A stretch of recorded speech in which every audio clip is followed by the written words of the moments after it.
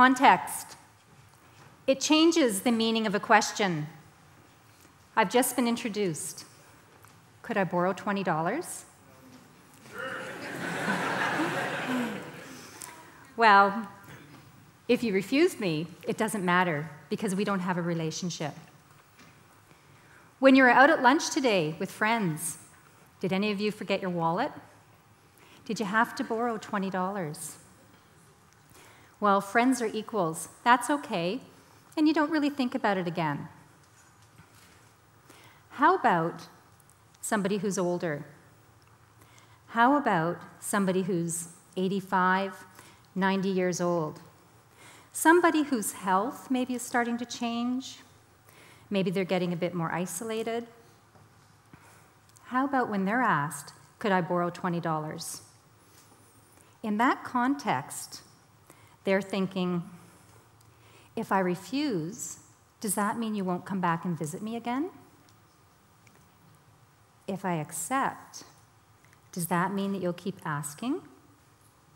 You might ask for more. I might run out of money. That question becomes a threat.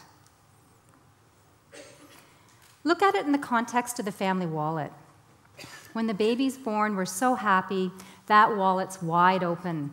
Mom, dad, aunts, and uncles, everyone wants to give money to make sure that that baby does well, that that baby gets a great education, grows up, becomes an independent adult, launches successfully.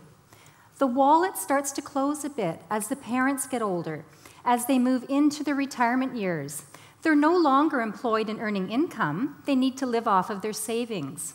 And so the wallet only opens when there's special occasions, a baby born, a wedding, the first house. Or maybe when there's a problem, such as a job loss. As those parents get even older, the wallet closes more.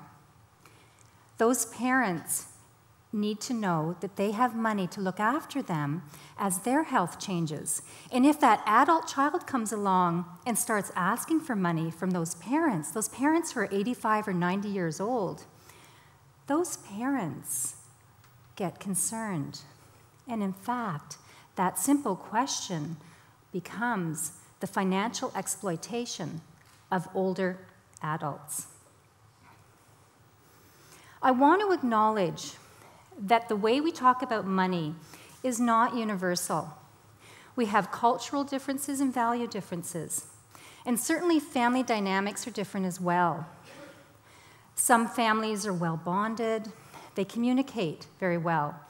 Other families have their bonds broken and don't communicate at all. But there's one thing that we share in common, and that is our humanity. Our humanity that we know that as we get older, and we will get older, that our health will change and we'll become more dependent on other people. Our humanity to be aware that when this type of pressure goes on to an older adult, it should not be continued. So how large is this problem? Well, today in the world, there are about 500 million people over the age of 65. It's global aging. We hear a lot about this. Over the next about 35 years or so, it's going to triple to 1.5 billion people. The estimates are that about 5% of older adults are financially exploited. So what that means is that today, about 25 million people are being exploited. And over the next 35 years, that will increase to about 75 million, but I actually expect it to be larger because people are targeting older adults more often and with much more sophisticated techniques. One company has wanted to understand, what does this really mean from a dollar figure? And so they've done a study in the United States. And what they determined when they looked at different types of financial exploitation is that the total dollar value in a one-year period was $2.9 billion. That consisted of exploitation from strangers.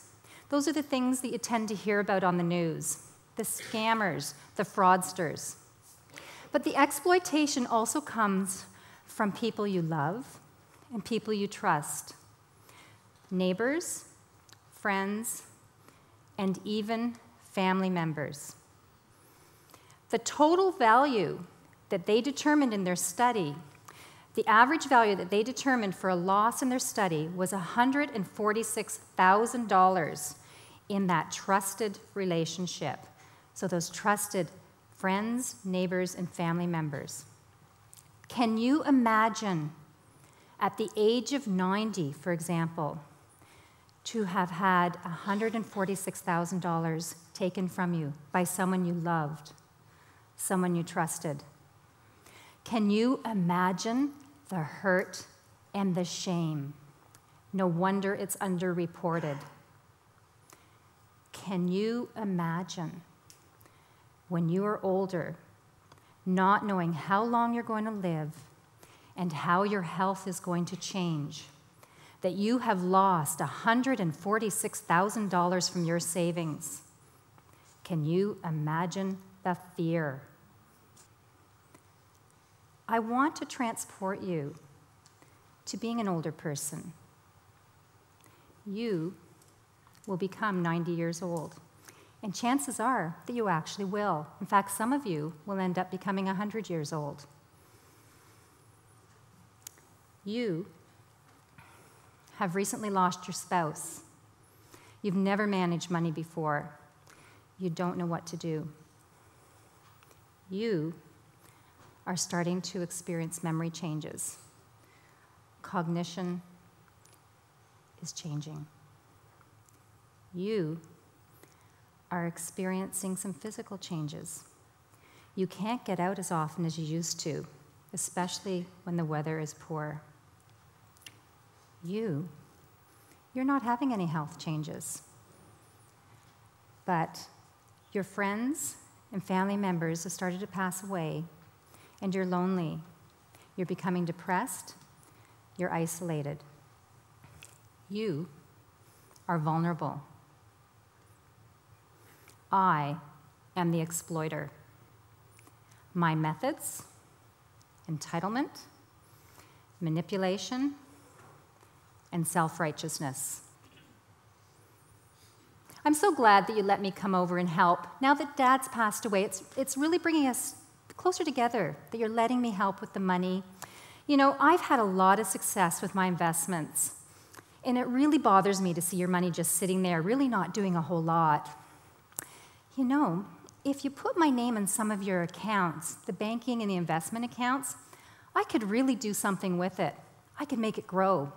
After all, it's going to be mine someday anyway. I know it's hard to remember all the things that have to get done around the house. Those appointments, hoping that those people show up to do the maintenance on the house and then they don't, it's really frustrating. I know I have the same problems with my house, and I like coming over here and helping you. You know, if you thought about putting my name on the title of the house, I could probably make more decisions and really have it happen faster. You won't have to worry about a thing. It'll feel like you're living in a hotel. And after all, you deserve that. What are they doing coming over here borrowing money? They're the ones with the big jobs, the big house. You don't see me coming over here asking you for money.